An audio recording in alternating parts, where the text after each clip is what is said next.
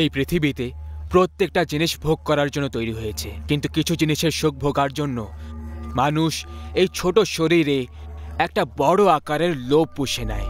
তারা ভুলে যায় যে লোভ করলে কতটা ক্ষতি হতে পারে। লোভে পাপ, পাপে মৃত্যু। ভাই, চৌধুরীর সঙ্গে আমাদের কথা হয়েছিল, সে সরকারি সড়কের নকশা দেখিয়েছিল আমাদের। আরে কোনো কাজের কথা জানতে পারা গেছে নাকি সব ফুসকি বম বেরোলো? ফুসকি বম না ভাই, হাত গোলা বেরিয়েছে, তাও আবার অনেক বড় রকমের। সরকারি সড়ক, গ্রামের শেষ দিকে যে ওই দয়ানন্দ থাকে না, ওর জমি থেকে বেরোচ্ছে। আর এটাই নয় ভাই, তার জমির প্রায় 10 একর জমি ইন্ডাস্ট্রিয়াল করিডোরে আসবে বলছে। দয়ানন্দের নাতি তো শহরে থাকে, তাই না? হ্যাঁ ভাই। এর মানে যদি তার জমি এক্ষুনি কিনে নিই, তাহলে আমরা গোটা জীবন আনন্দে কাটাতে পারবো। হ্যাঁ ভাই, একদম এটাই সত্যি। বলো তাহলে কি করতে হবে এবার? এটা তো এখন দয়ানন্দই বলতে পারবে যে এবার কি করতে হবে। দেখ বড়, তোর পা কবরে ঝুলছে, এই জন্যই বলছি, এই জমির সম্পত্তি থেকে প্রেম ত্যাগ করে এই কাগজের উপরেও সই করে দে, নিজের জমি আমাদের নামে করে দে। আর যদি তোকে ভয় লেগে থাকে যে আমরা তোর থেকে ফ্রির জমি জায়গা নিচ্ছিলাম, তাহলে চিন্তা করিস না, তোর জমির যত টাকা হয় তার পাই পাই তুই পেয়ে যাবি। আর মৃত্যুর আগে অবধি আনন্দেই বাড়িতেই থাক, কেউ কিচ্ছু বলবে না তোকে। কৃষকের জন্য তার জমি মায়ের সমান হয়, আর মায়ের বোঝাপড়া করা হয় না। তোমরা এখন যেতে পারো, দরজা সামনে আছে। কাকা, বুড়ো হাড়গুলোকে যৌবন রক্তের মতো টকবক করা উচিত না, হাড় ভেঙে যাওয়ার ভয় থাকে। এখন নিজের ডায়লগ বাজি বন্ধ কর আর চুপচাপ সই করে দে। দাদা, আপনারা কাকার সাথে এভাবে কেন কথা বলছো? যদি কাকা জমি বিক্রি করতে না চায়, তাহলে আমাদেরকে তার সিদ্ধান্তে রেসপেক্ট করা দরকার। আমার হিসেবে আমাদেরকে এখান থেকে চলে যাওয়া দরকার। ছোট, নিজের পরামর্শ নিজের কাছেই রাখ, শহরে জীবন কাটাতে কাজে লাগবে। আমরা এখানে জমিতে হাল চালিয়ে তোর শহরের খরচ পুরো করি না, আমরা সেগুলো কাজ করে আয় করি। সেই জন্য নিজের পরামর্শ নিজের কাছেই রাখ, সই তো এর বাপও করবে। আবে ও বুড়ো, করে দে জমি আমাদের নামে, না হলে তোর আঙুলের ছাপ নিয়ে আমরা তোকে তোরই জমিতে পুঁতে দেব। যেটা করার করে না, কিন্তু যাই হয়ে যাক না কেন, আমি এই জমি বিক্রি করব না। মরে গেলে এইসব ছাতিতে নিয়ে যাবি নাকি? ছাতিতে যাক বা না যাক, কিন্তু মরার পরে এটা জেনে খুশি হব যে আমার জমি আমার ছাতিতে আছে। দাদা, দাদা এসব কি করছো তোমরা? মরে যাবে ও। আরে দাদা থামো, দাদা থামো, থামো দাদা।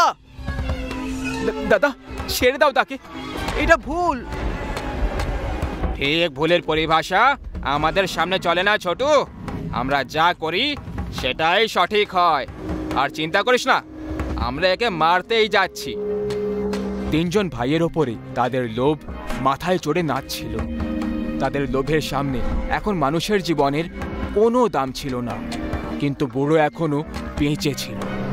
তার চেহারায় মৃত্যুর আতঙ্কের জায়গায় হাসি ভাসছিল।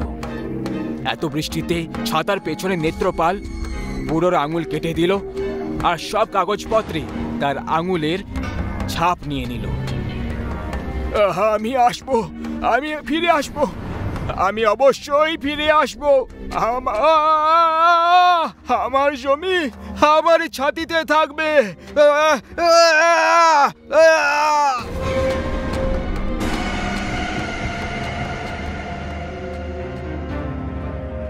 ভাই, আজ মদের প্রত্যেক গ্লাসের সঙ্গে দয়ানন্দের কথা মনে পড়ছিল।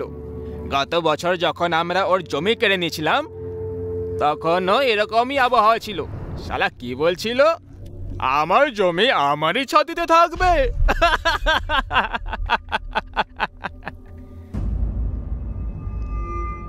কাউকে মেরে দিয়ে তার আবার মজাও ওরাও। কত বাজে তোমরা সবাই। এই জীবন একটা জঙ্গলের মতো ছোট, যেখানে বাঘ সব সময় দুর্বলদের খায় আর কখনো এর জন্য দুঃখ পায় না। তোর চিন্তার সূচ অযথা একটা জায়গায় আটকে গেছে ছোট, আগে এগো আগে। কিন্তু ভাই, ওই মরে যাওয়া হাড়গুলো একটা আরো কথা বলেছিল, আমি ফিরে আসবো, আমি ফিরে আসবো, আমি অবশ্যই ফিরে আসবো। যদি সে সত্যি এসে যায় তখন?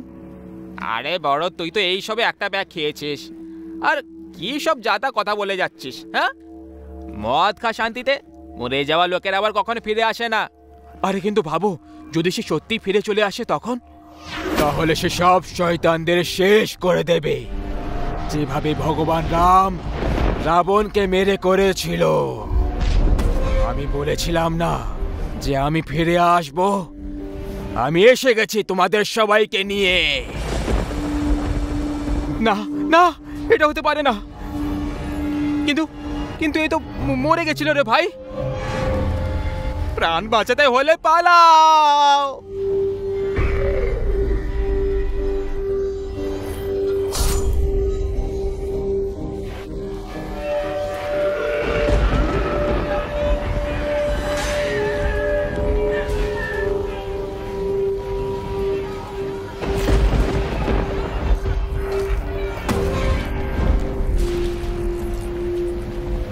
আমাকে আমাকে ক্ষমা করো কাকা, আমি ভুল করে ফেলেছি। আমি তোমাকে তোমার পুরো জমি ফিরিয়ে দেব। আমি আমি তোমাকে আরো 10 একর জমি দিয়ে দেব, শুধু আমাকে মেরো না।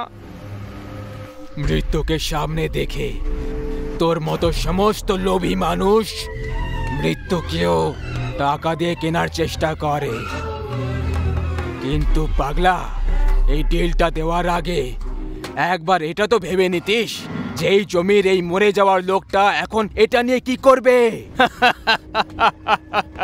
বল, কি করবে?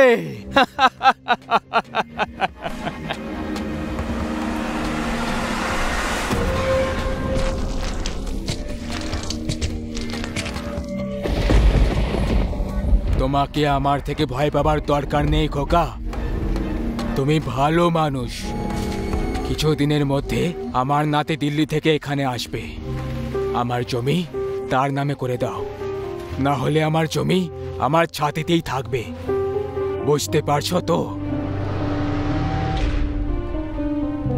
দরকারের চেয়ে বেশি পাওয়ার ইচ্ছে লোভকে জন্ম দেয়, আর লোভ শয়তানকে, আর শয়তানের সর্বনাশ অনেক আগে থেকেই নিশ্চিত থাকে।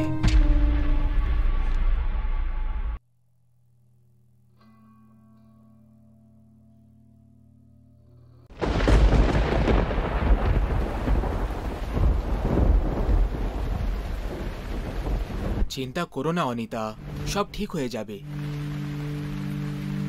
কিছুই ঠিক হবে না বিনয়, কিছুই ঠিক হবে না। মন খারাপ করার কোনো দরকার নেই অনিতা।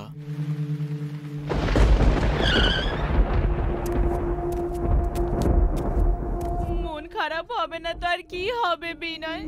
কি কি করিনি আমরা বলো? পুজো পাঠ করেছি, দান করেছি, গরিবদের সাহায্য করেছি, বড় বড় ডাক্তারের কাছে গিয়েও দেখিয়েছি, কিন্তু পেলাম কি? এটা আমরা তো মা বাবা হওয়ার জন্য একেবারে যোগ্য, তাহলে কেন হতে পারছি না সেটাই জানি না। মনে হয় আগের জন্মে আমার হাতে কোনো পাপ হয়েছিল হবে, যে কারণে আমি এই জন্মে মা হতে পারছি না। তুমি তুমি আমাকে বিষ খাইয়ে দাও, আমি আর বাঁচতে চাই না, বাঁচতে চাই না আর আমি।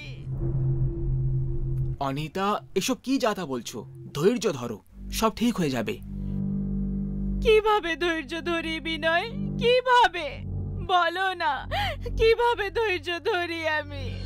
আমি আমি যখন কোনো বাচ্চাকে দেখি না বিনয়, তখন খুশি হওয়ার জায়গায় কান্না পায় আমার।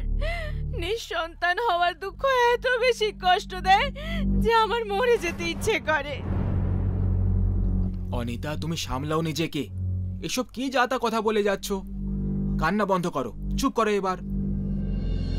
তুমি আমাকে তো চুপ করিয়ে দেবে, কিন্তু আমি জানি যে তুমিও ভেতর থেকে কষ্ট পাও, সেটা ভেতরেই চেপে রেখেছো।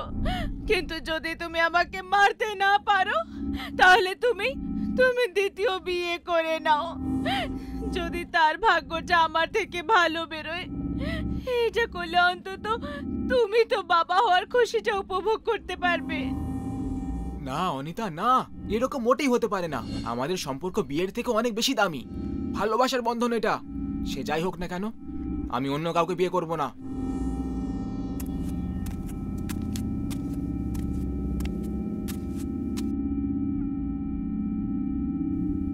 জল খাও।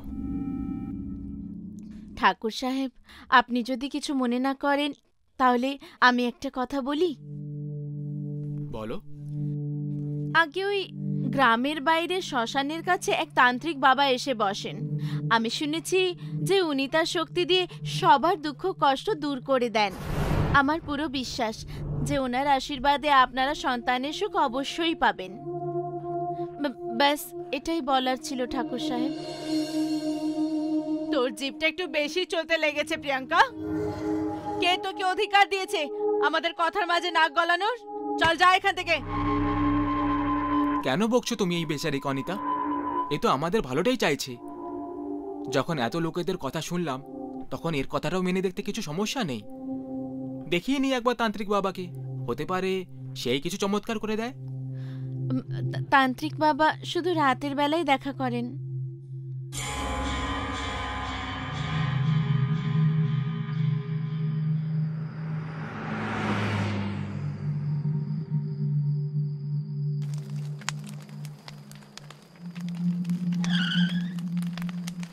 ওম হিম হুম শ্রীং হ্যাম হুম ক্লিম লিম ভ্যাট ভ্যাট ভ্যাট স্বাহা। ওম হিম হুম শ্রীং হ্যাম হুম ক্লিম লিম ভ্যাট ভ্যাট স্বাহা। কি চাই তোমাদের? কেন এসেছো আমার কাছে? বাবা, আমরা সন্তানের মুখ দেখার ইচ্ছে নিয়ে আপনার কাছে এসেছি। যে জন্য আমরা সব জায়গায় গিয়ে চেষ্টা করে দেখে নিয়েছি, কিন্তু আমরা নিরাশা ছাড়া আর কিছুই পাইনি। এখন আপনি আমাদের শেষ সম্বল বাবা। বাবার ঘরে যে কেউ আসে, সে কখনো খালি হাতে বাড়ি ফেরে না। তোমরা সন্তান চাও? ঠিক আছে, দিয়ে দেব আমি তোমাদের সন্তান। আর কিছু? আপনি সত্যি বলছেন তো বাবা? বাবা কখনো মিথ্যে কথা বলে না মূর্খ মেয়ে। যদি তোর মনে এত বেশি সন্দেহ থাকে, তাহলে রাস্তা তোর সামনে আছে। যেভাবে এসেছিস সেইভাবে ফিরে যা। না না বাবা, আমি সেটা বলতে চাইনি। আপনি যা বলবেন আমরা তাই করব। ভালো করে ভেবে নে, এখনো সময় আছে। কারণ একবার যদি তোমরা আমার বলা রাস্তায় পা দিয়ে দাও, তাহলে ফেরাটা অসম্ভব হবে। আপনি রাস্তাটা বলুন বাবা, কি করতে হবে আমাদের? বলি দিতে হবে। বলি? আমরা তৈরি আছি বাবা, বলুন। বলি ছাগলের দিতে হবে নাকি মুরগির? বাবা আগেই বলেছিল যে রাস্তা খুব কঠিন, তোমরা এসব করতে পারবে না। আমরা ঠিক বুঝলাম না বাবা। তাহলে বোঝো, বলিটা ছাগল অথবা মুরগির নয়, একটা মানুষের দিতে হবে। মানুষের বলি? মানুষের বলি? হ্যাঁ, মানুষের বলি। একটা মেয়ের বলি, তাও আবার এমন একটা মেয়ের যার জন্ম অমাবস্যার দিনে হয়ে থাকবে। কিন্তু আমরা এরকম একটা মেয়েকে কোথায় খুঁজবো বাবা? তার জন্য তো আমি আছি। ওম হিম ক্লিম ভ্যাট স্বাহা। এই মেয়েটাকে নিয়ে এসো আমার কাছে। এ তোমাদের আশেপাশেই থাকে। কাজের মেয়ে প্রিয়াঙ্কার ছবি বাবা। এই তো আমাদেরকে আপনার কাছে পাঠিয়েছে। এর বলে আমরা কিভাবে দিতে পারি? বলেছিলাম না, রাস্তা খুব কঠোর। কঠোর হতে পারলে তবেই সন্তানের মুখ দেখতে পারবে। যে রাস্তা দেখিয়েছে সেই তোমাদের আসল নিয়তি। বেশি ভেবো না। জীবন মরণ তোমাদের হাতে নেই। যার কপালে যতদিন লেখা আছে সে ততদিনই বাঁচবে। বাবা ঠিক বলছেন বিনয়, যার কপালে যতদিন সে ততদিনই বাঁচবে। আমরা তো কেবলমাত্র মাধ্যম। আর এরকম করে আমরা যদি সন্তানের সুখ পাই তো এতে ভুলটা কোথায়?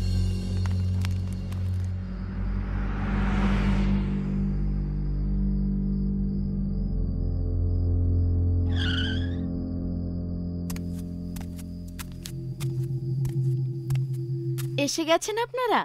বাবা কি বললেন ঠাকুর সাহেব? উনি বললেন যে আমরা মা বাবা হতে পারবো। তোমার অনেক অনেক ধন্যবাদ প্রিয়াঙ্কা, তুমি খুব ভালো কাজ করেছো আমাদেরকে তান্ত্রিক বাবার কাছে পাঠিয়ে। যদি মেয়ে হয় তাহলে আমরা তোমার নামের মতো একটা সুন্দর নাম রাখবো, প্রিয়া। আপনি খুব ভালো ঠাকুর সাহেব যে আপনি গরিবকে এত সম্মান দিচ্ছেন। আপনাদের কাজটা ঠিকভাবে হয়ে যাক ব্যাস, আমি গোটা গ্রামে প্রসাদ খাওয়াবো। প্রিয়াঙ্কা, আমি তোমার সঙ্গে অনেক খারাপ ব্যবহার করেছি, আমাকে ক্ষমা করে দাও। আরে আরে, এই আপনি কি বলছেন ঠাকুরাইন দেবী? ক্ষমা চেয়ে আমাকে ছোট করবেন না। আচ্ছা, আমি আসছি, অনেক দেরি হয়ে গেছে, আমার বাচ্চারা আমার জন্য অপেক্ষা করছে। 1 মিনিট প্রিয়াঙ্কা, এইসব শুধু তোমার কারণেই হচ্ছে। এই খুশিতে আমি এই লাড্ডু নিজের হাতে তোমাকে খাওয়াতে চাই। হা করো, হা করো। ঠাকুরাইন দেবী, আমাকে দিন না, আমি নিজে খেয়ে নেব। আমি বললাম না, হা করো।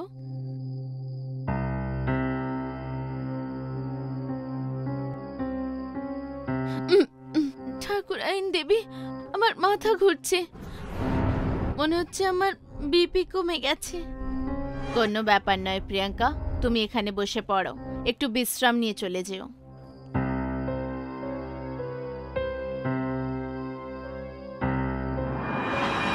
ওম হিম হুম শ্রীন হ্যাম হুম ক্লিম ব্লিম ভট ভট স্বাহা। এটা আপনি কি করছেন বাবা? ঠাকুর সাহেব, ঠাকুরাইন দেবী, এ আপনারা কি করছেন? আপনারা কোথাও তান্ত্রিকের টোটকা শুনে আমাকে মারতে যাচ্ছেন না তো? না না, এটা ভুল করছেন, এরকম করবেন না, আমাকে মারবেন না। আমার ছোট ছোট বাচ্চা আছে, ওরা আমার জন্য বাড়িতে অপেক্ষা করছে, আমাকে যেতে দিন। ঠাকুরাইন দেবী, আপনার বাচ্চার জন্য আমার বাচ্চাদের অনাথ করবেন না। অনেক হয়েছে মেয়ে, তোকে শয়তান নতুন সৃজনের জন্য বেছে নিয়েছে, তোর তো খুশি হওয়া উচিত, খুশি হয়ে যা।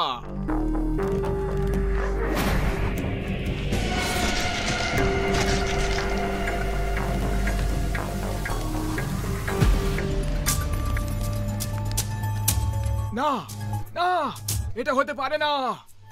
কি হয়েছে বাবা? অনর্থ হয়ে গেছে, অনর্থ হয়ে গেছে। অনর্থ? কিরকম অনর্থ বাবা?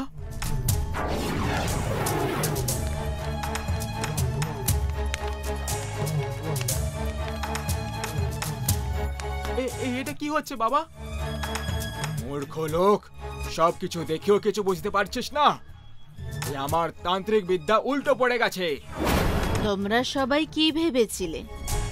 আমাকে বলি দিয়ে আমার বাচ্চাদের অনাথ করে তোমরা সন্তানের সুখ পেয়ে যাবে?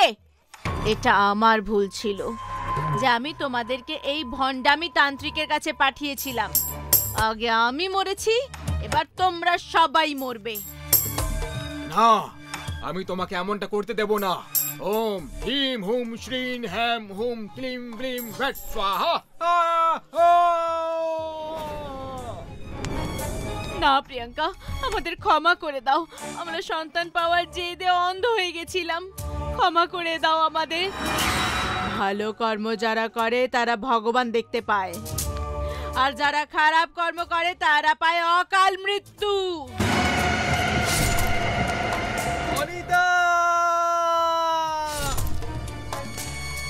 যদি খারাপ কাজ করো তখন পরিণামটা খারাপই হবে।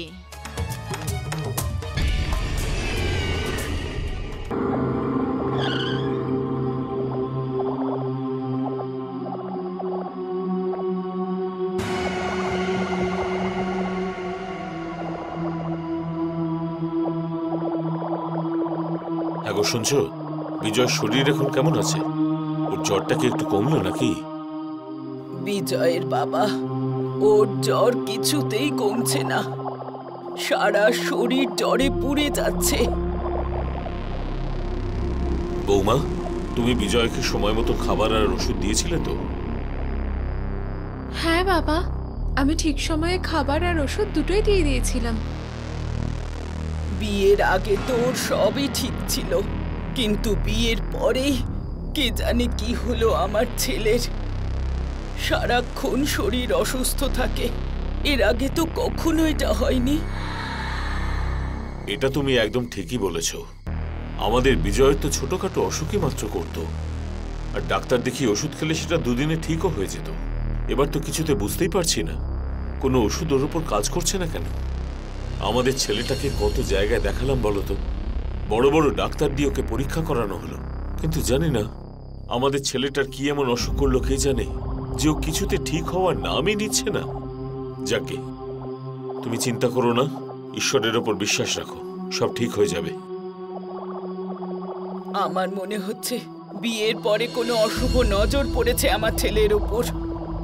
যদি সেটাই হয়, তাহলে যে খারাপ নজর দিয়েছে আমার ছেলের ওপর, তার শরীরে পোকা পড়ুক, ওর বংশ শেষ হয়ে যাক। বিন্দু, শান্ত হও। এইভাবে রাগ করলে তোমার শরীরটা খারাপ হবে। তোমার বিপি অলরেডি বেড়ে আছে। আমার বিপি বাড়ুক বা কমুক, আমার কোনো চিন্তা নেই। আমার শুধু আমার ছেলের চিন্তা। তুমি একটা কাজ করো, গুরুদেবকে ফোন করে এখানে ডাকো, উনি আমার ছেলেকে ঠিক করতে পারবেন।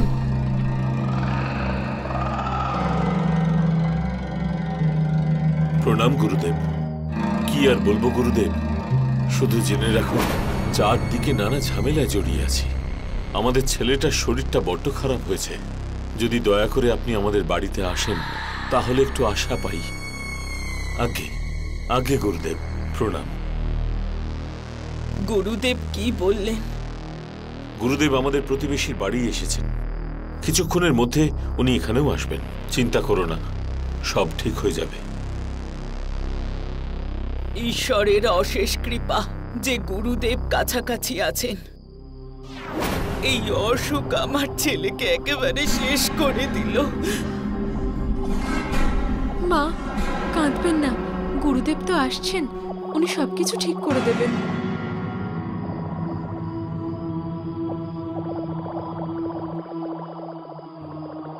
অলোক নিরঞ্জন, জয় মা কালী কঙ্কালী, তোর কথা যাবে না খালি। অলোক নিরঞ্জন।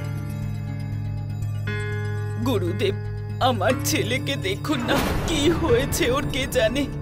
গুরুদেব, আমি যেদিন থেকে আমার ছেলের বিয়ে দিয়েছি, সেদিন থেকে ওর শরীর খুব খারাপ।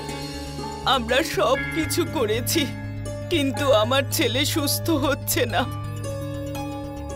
আর ভয় নেই, আমি চলে এসেছি, ও একেবারেই ঠিক হয়ে যাবে। অলোক নিরঞ্জন, জয় মা কালী কঙ্কালী, তোর কথা যাবে না খালি। অলোক নিরঞ্জন, অলোক নিরঞ্জন, জয় মা কালী কঙ্কালী, তোর কথা যাবে না খালি। অসুখের কারণ আর নিবারণ দুটোই পেয়ে গেছি। কারণটা কি গুরুদেব? কারণ তোমার বৌমার মাঙ্গলিক হওয়া। এখন যদি তোমার ছেলেকে একেবারে সুস্থ করতে হয়, তাহলে তোমার বৌমার বিয়ে বটগাছের সাথে দিতে হবে। গুরুদেব, আমি আমার স্বামীর প্রাণ বাঁচানোর জন্য আপনি যা যা বলবেন সব করতে রাজি আছি। ওম মঙ্গলম মঙ্গলম স্বাহা, ওম মঙ্গলম মঙ্গলম স্বাহা। বিয়ে সম্পন্ন হলো। গুরুদেব, এখন আমাদের ছেলে একদম ঠিক হয়ে যাবে তো? অলোক নিরঞ্জন, জয় মা কালী কঙ্কালী, তোর কথা যাবে না খালি। মায়ের কৃপায় তোমাদের সন্তান একেবারেই ঠিক হয়ে গেছে। ওই দেখো। মা, বাবা, দেখো, আমি একেবারে ঠিক হয়ে গেছি, আমি ঠিক হয়ে গেছি। বিজয়, যা বাবা, গুরুদেবের কাছে আশীর্বাদ নে। প্রণাম গুরুদেব। গুরুদেব, আপনাকে অনেক অনেক ধন্যবাদ। আপনি আমাকে নতুন জীবন দিয়েছেন। যদি আপনি না থাকতেন, তাহলে আমি কখনোই ঠিক হতে পারতাম না। ধন্যবাদ আমাকে নয়, তোমার স্ত্রীকে দাও বাবা, যে কোনো প্রশ্ন না করেই বটগাছকে বিয়ে করতে রাজি হয়ে যায় শুধুমাত্র তোমার জন্য। তোমার ভাগ্যে মাঙ্গলিকের সাথে বিয়ে লেখা ছিল, কিন্তু ওর ভাগ্যে সর্বদা সুখী লেখা ছিল। ওর ভাগ্যের জন্যই তুমি বেঁচেছ। অন্য কোনো মেয়ে হলে তোমার মৃত্যু নিশ্চিত ছিল।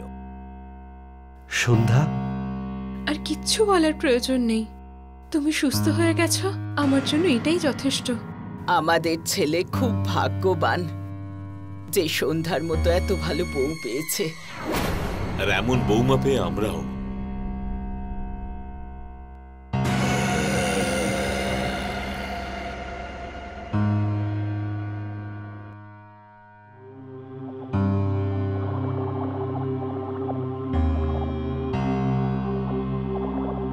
আমাদের বিয়ে হয়ে গেছে প্রায় 1 মাস হয়ে গেছে। এখন এই ঘুমটার কি প্রয়োজন? মানছি আমাদের বিয়ে হয়েছে 1 মাস হয়ে গেছে, কিন্তু এটা ভুলে যেও না যে আমরা এখনো পর্যন্ত এক হইনি। কোনো ব্যাপার নয়, আজ আমরা এক হয়ে যাই।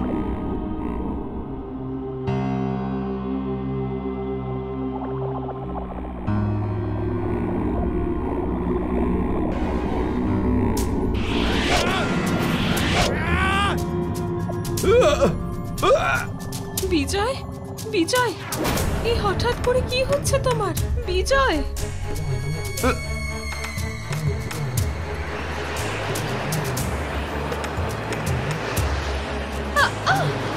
বিজয়, বাঁচাও, আমাকে বাঁচাও।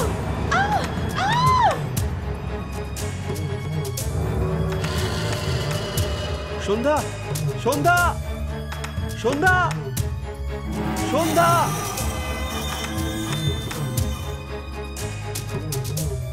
হ্যালো, হ্যালো গুরুদেব, যত তাড়াতাড়ি সম্ভব আমার বাড়ি চলে আসুন।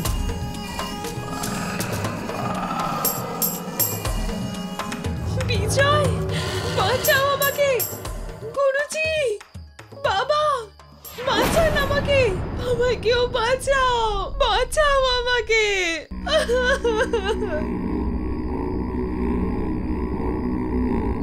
বৌমা, বিন্দু দেখো আমাদের বৌমাকে। সন্ধ্যা, বাবা, বাঁচান আমাকে। মা, মা, বাঁচান আমাকে।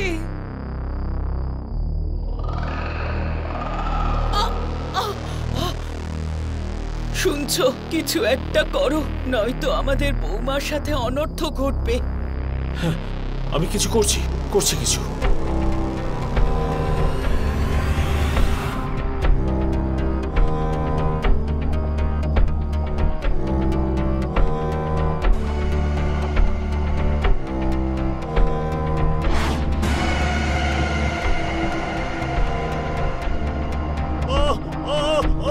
বাঁচাও বিন্দু, বিন্দু বাঁচাও আমাকে, বাঁচাও।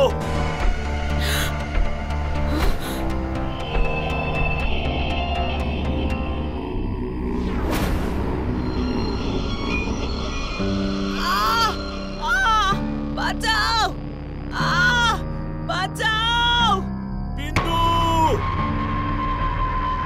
মা, বাবা, সন্ধ্যা, বাবা বিজয়, আমাদের বাঁচাও। আমাদের বাঁচা বাবা, বাঁচাও আমাদের। তোমরা কোনো চিন্তা করো না, আমি এক্ষুনি ছাড়াচ্ছি তোমাদের।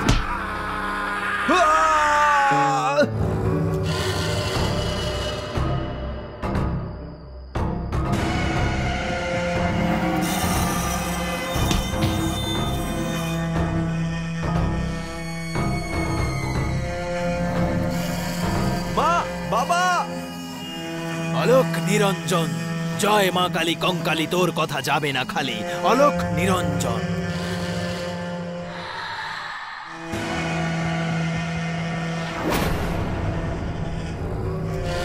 গুরুদেব, বাঁচান আমাকে, বাঁচান অলোক আমায়। নিরঞ্জন, জয় মা কালী কঙ্কালী, তোর কথা যাবে না খালি।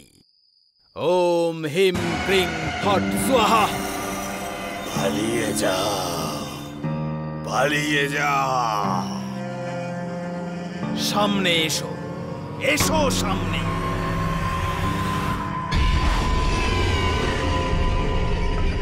কে তুমি? কি চাইছো কি? কেন তুমি এই বাচ্চাটাকে জ্বালাতন করছো? আজ যখন তুমি ওর বিবাহ এই গাছের সঙ্গে দিচ্ছিলে, তখন আমি এই গাছের মধ্যেই ছিলাম।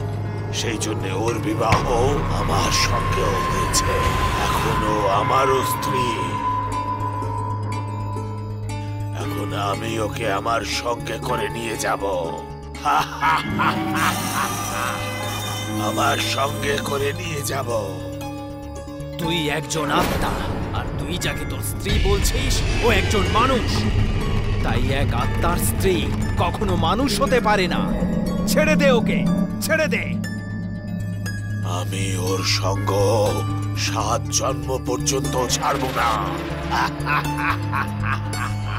আলোক নিরঞ্জন জয় মা কালী কঙ্কালী তোর কথা যায় না খালি।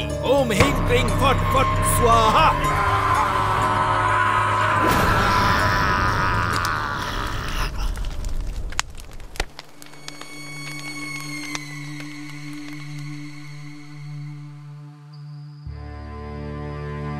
তোমাদের দুজনের কল্যাণ হোক। আমাকে বাঁচানোর জন্য আপনাকে অনেক অনেক ধন্যবাদ গুরুদেব, কিন্তু মা আর বাবা তো।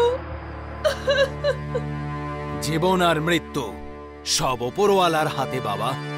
সকলের মৃত্যু নিশ্চিত। তোমরা দুজন আগামী দিনের কথা ভাবো। কিন্তু আপনি আবার ফিরে এলেন কি করে গুরুদেব? আসলে তোমাদের সাথে আমার আত্মার মিলন আছে বাবা। তোমাদের অসুবিধের কথা আমি আগেই অনুভব করেছি, তাই আমি ফিরে এসেছি। ভগবান তোমাদের মঙ্গল করুন। আলোক নিরঞ্জন।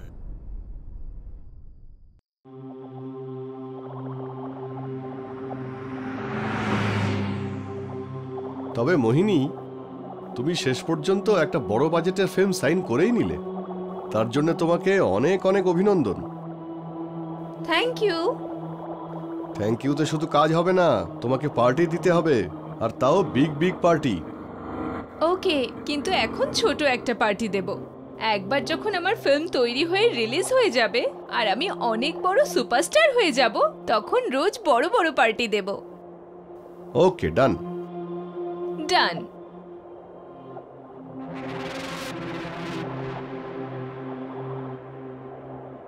আরে ওটা কে? রাস্তার মাঝখানে দাঁড়িয়ে আছে। মনে হচ্ছে মেয়েটার মাথা খারাপ। না হলে এত রাতে কোনো একটা মেয়ে ফাঁকা রাস্তার মাঝখানে দাঁড়িয়ে কি করবে?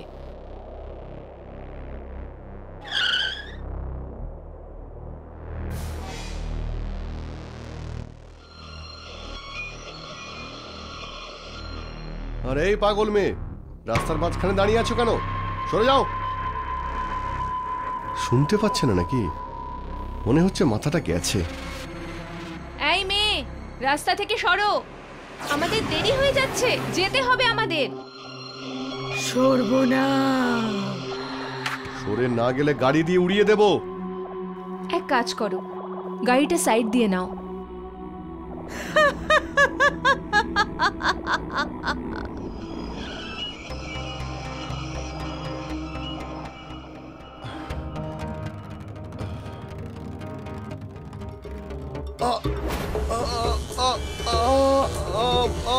বাঁচাও, বাঁচাও, বাঁচাও কেউ।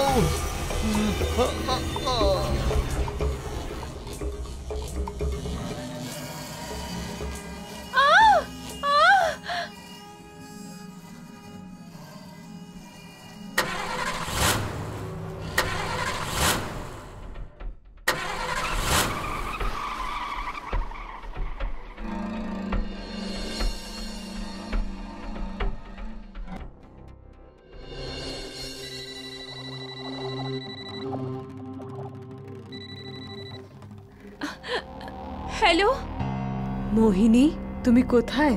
আমি কখন থেকে তোমার জন্য অপেক্ষা করছি। কখন আসবে তুমি? কে?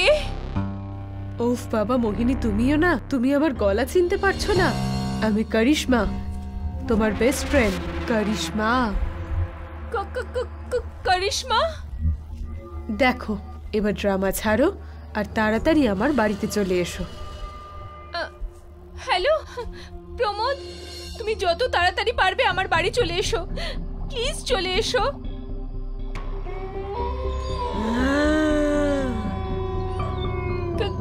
কে এখানে? কে এখানে?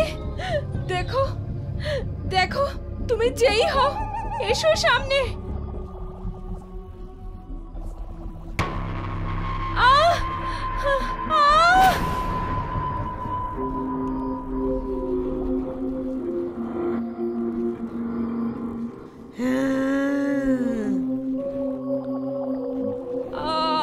আমাকে মেরো না, আমাকে ছেড়ে দাও, ছেড়ে দাও।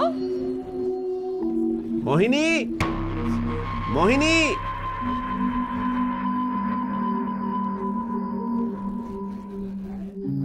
প্রমোদ, প্রমোদ আমাকে বাঁচাও, বাঁচাও আমাকে।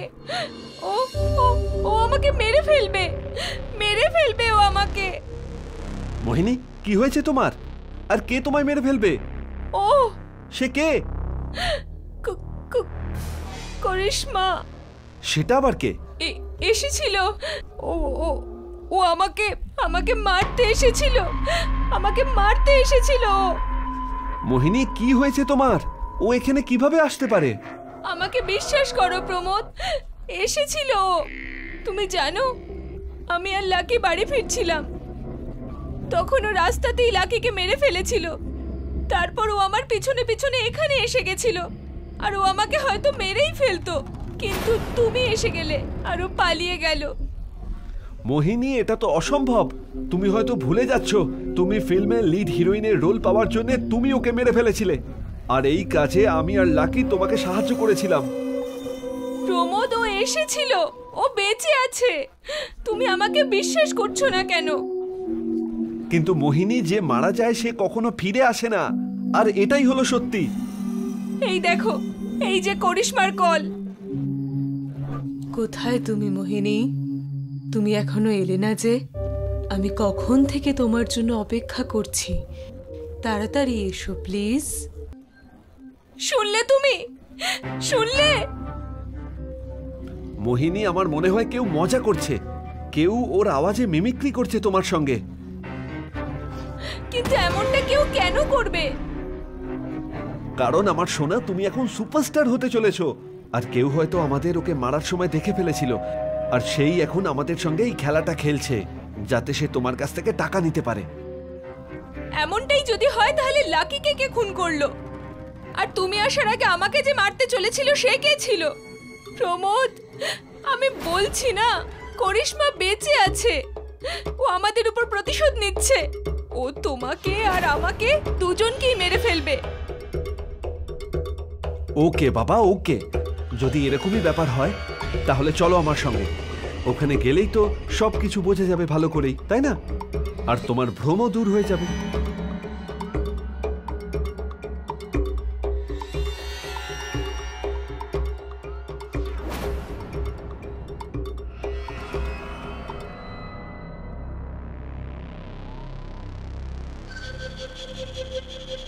প্রমোদ, আমার ভীষণ ভয় করছে। কাম অন মোহিনী, একজন সিংহের মতো বয়ফ্রেন্ড তোমার সঙ্গে থাকলে তোমার ভয়ের কি আছে? প্রমোদ, একবার ভেবে দেখো, আমরা এখানে এসে আবার কোনো ভুল করলাম না তো? যদি আমরা ভুল করি তাহলেই তো তোমার এই মনের ভুলটা দূর হবে। ডোন্ট ওয়ারি, আমি থাকতে তোমার কিচ্ছু হবে না। চলো ভিতরে।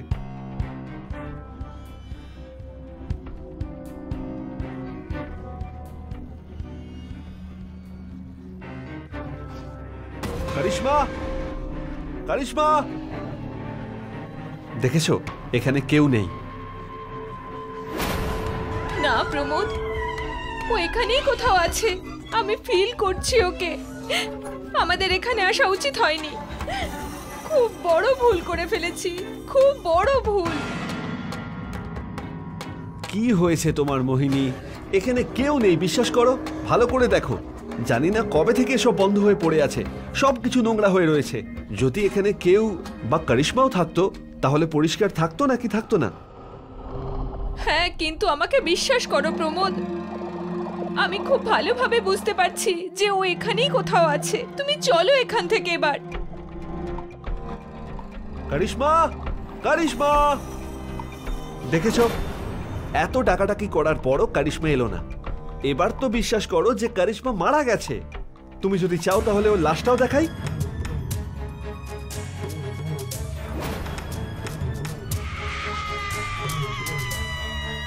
কি হয়েছে? প্রমোদ, আমি বলেছিলাম না, ও আছে, ও আছে। কোথায় আছে? আমি এইখানে। কারিশমা? কারিশমা না, তোমাদের দুজনের মৃত্যু আমি প্রতিশোধ নিতে এসেছি।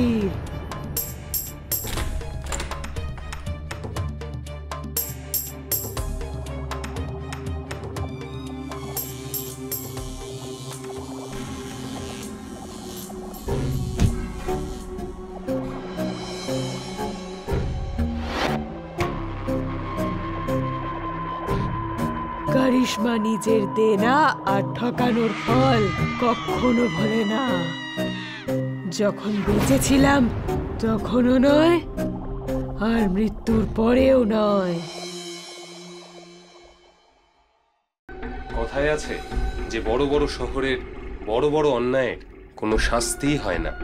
যদি সেই অন্যায় কোনো গরিবের সাথে হয় তবে তার কোনো খবরই নেওয়া হয় না, কারণ বড় শহরে ছোট আর গরিব লোকের দাম রাস্তার ধুলোর থেকে একটুও বেশি নয়। এরকমই একটা অন্যায়ের কথা আমি আজ আপনাদের বলতে চাই।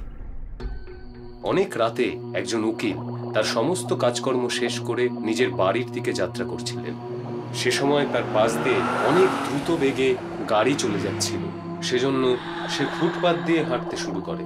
চলতে চলতে হঠাৎ তার নজর ফুটপাতে পড়ে থাকা শুকনো লালচে রক্তের উপর গিয়ে পড়ল, আর সে ভয় পেয়ে গেল। আরে বাপরে, এ তো রক্ত মনে হচ্ছে। না না না, এত রক্ত হতে পারে না। মনে হচ্ছে কেউ পান খেয়ে ফেলেছে। কারা সব বাস করে এই শহরে? দেওয়ালে ফেলা হয়ে গেছে, এবার ফুটপাতে ফেলা শুরু করেছে। ফুটপাথের ওই অবস্থা দেখে উকিলের প্রচন্ড খারাপ লাগলো, আর সে আবার তার বাড়ির দিকে হাঁটতে লাগলো। কিন্তু কিছু দূর এগিয়ে গিয়ে সে আবার দাঁড়িয়ে পড়ল। ওর শরীর একটা লাঠির মতো আটকে গেল। ধীরে ধীরে ওর চোখ রাগে লাল হয়ে উঠল।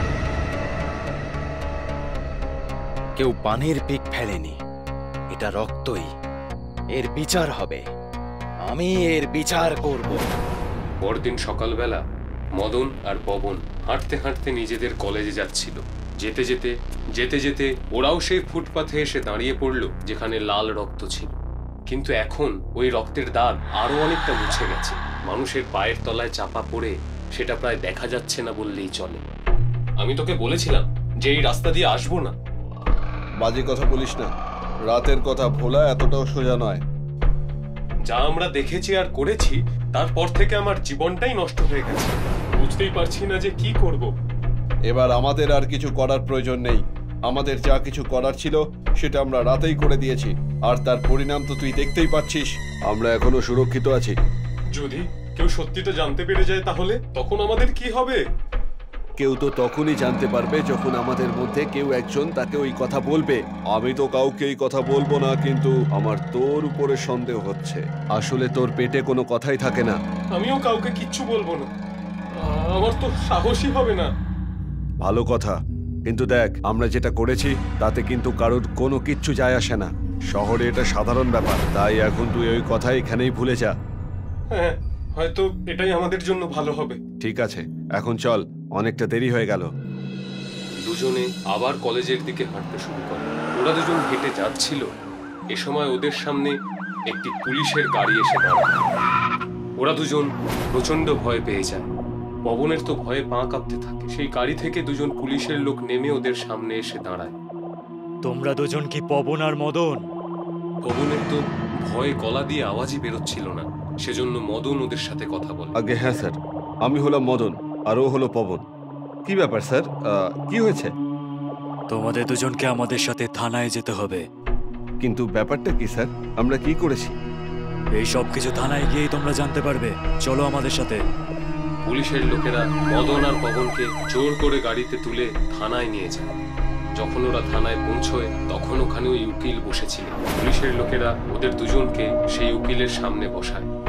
কি ব্যাপার স্যার, আপনি আমাদের এখানে কেন নিয়ে এলেন? আমি বলছি, পুলিশ 5টা লাশ পেয়েছে। 5টা? হ্যাঁ, কি হলো? তোমরা এই লাশেদের ব্যাপারে কিছু জানো নাকি?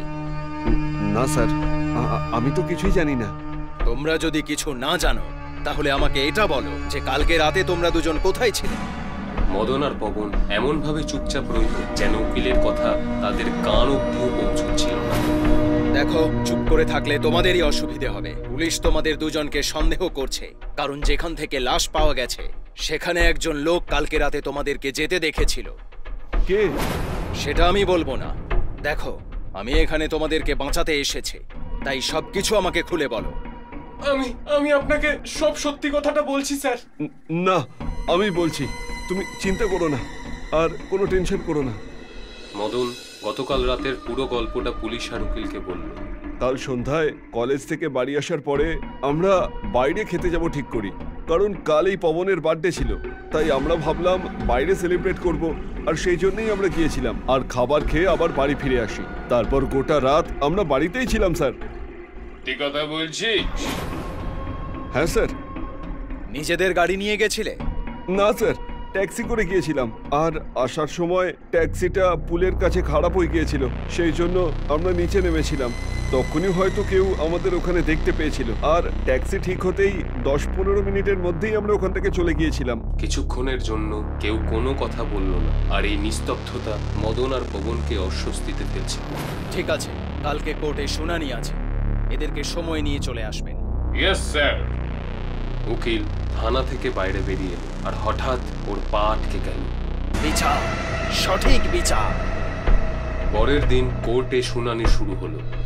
উকিল, পুলিশের লোক, মদন আর পবন সেখানে উপস্থিত ছিল। মাই লর্ড, এরা দুজন কলেজ স্টুডেন্ট, আর পুলিশ এদের দুজনকে সন্দেহ করছে যে এরা দুজন 5টা খুন করেছে। আমি ওদের উকিল, কিন্তু তবু আমি পুলিশ আর এই আদালতকে বলতে চাইছি যে আমি এই দুজনকে সন্দেহ করছি না, বরং আমি সম্পূর্ণ বিশ্বাসের সাথে বলতে পারি যে ওই 5টা খুন এরাই করেছে।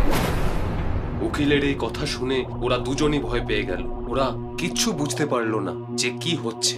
উকিল ওদের দুজনের কাছে এসে দাঁড়ালো। আমি জানি সেদিন রাতে তোমরা দুজন তোমাদের গাড়ি নিয়ে বেরিয়েছিলে, আর ওই সমস্ত খুন তোমরাই করেছো। এবার তোমরা যদি সত্যি না বলো তাহলে আমি বলবো। আমি বলছি। পবন, না। চুপ কর, আমি এখন বলে ভয়ে বাঁচতে পারছি না। মদনকে চুপ করতে বলে পবন সমস্ত সত্যি কথা বলা শুরু করলো। সেদিন আমার জন্মদিন ছিল, সেজন্য আমরা বাইরে পার্টি করতে গেছিলাম, আর আমরা কারো ট্যাক্সি ধরে নয়, নিজের গাড়িতে গেছিলাম। গাড়ি মদন চালাচ্ছিল। বাড়ি ফেরার সময় আমরা অনেকটা মদ খেয়ে নিয়েছিলাম। আরে ভাই পবন, এই রাস্তার গর্তগুলো খুব সমস্যা করছে তো। আমার ওই গর্তগুলোর জন্য বমি পাচ্ছে ভাই, একটু আস্তে চালা। না, আমার কাছে এর থেকেও ভালো আইডিয়া আছে। সেটা কি? দেখাচ্ছি। মদন গাড়িটা ফুটপাথের উপর তুলে নিয়ে দ্রুত চালাতে শুরু করলো। এবার আর কোনো গর্তই আমাদের স্পিড কমিয়ে দিতে পারবে না। গাড়িটা খুব জোরে চলছিল। সে সময় 4-5টা স্পিড ব্রেকার আমাদের গাড়ির তলায় আসে, আর হঠাৎ করে আমাদের গাড়িটা থেমে যায়। আমরা নিচে গিয়ে যা দেখলাম, আমরা খুব ভয় পেয়ে গেছিলাম। আমাদের গাড়ির তলায় স্পিড ব্রেকার নয়, ফুটপাথে শুয়ে থাকা 5টা গরিব লোক এসে গেছিল। ওদের সারা শরীর রক্তে মাখামাখি হয়ে গেছিল। এবার আমরা কি করবো মদন? আমরা খুন করে ফেলেছি। আমার খুব ভয় লাগছে রে ভাই, কি করবো? চুপ কর, চিৎকার করিস না। নেশা কেটে গেছে, আশেপাশে কেউ নেই, তাই একটা কাজ করি, এই সমস্ত লাশগুলোকে তুলে নিয়ে পাশের নালায় ফেলে দিয়ে আসি। তাছাড়া এই ভিখারিদের কেউই থাকে না, কেউ কিচ্ছু জানতে পারবে না। তারপর আমরা ওই ডেড বডিগুলো নিচে খালে ফেলে দিয়েছিলাম, আর গাড়ি নিয়ে ওখান থেকে পালিয়ে এসেছিলাম। পবনের কথা শোনার পর আদালত তাদের ফাঁসির সাজা শোনাল। পুলিশ যখন তাদের থানায় নিয়ে গেল, তখন উকিলও সেখানে উপস্থিত ছিল। আমি একা ওদের সাথে কথা বলতে চাই। পুলিশ ওদের 3 জনকে কিছুক্ষণের জন্য একা ছেড়ে দিল। আরে কে আপনি? কেন করলেন আপনি আমাদের সঙ্গে এসব? কারণ তোমরা আমার কাছেও দোষী। উকিলের বদলে যাওয়া গলা শুনে দুজনেই চমকে উঠল। আমি একজন LLB গ্র্যাজুয়েট ছিলাম, কিন্তু আমার কোনো চাকরি ছিল না, আমার রাতে শোয়ারও জায়গা ছিল না। তাই ওই ফুটপাতে ক্ষুধার্ত পেটে আমি ঘুমানোর চেষ্টা করছিলাম, কিন্তু তোমরা ওখানে আমায় ঘুমোতে দাওনি। আমি নিজেকে আর ওই গরিবদেরকে সঠিক বিচার দিয়েছি। এবার আমার কাজ শেষ হয়েছে। উকিলের শরীরটা আবার লাঠির মতো স্থির হয়ে গেল, আর সে অদৃশ্য হয়ে গেল। মদন আর পবন সেটা দেখে থরথর করে কাঁপতে লাগলো।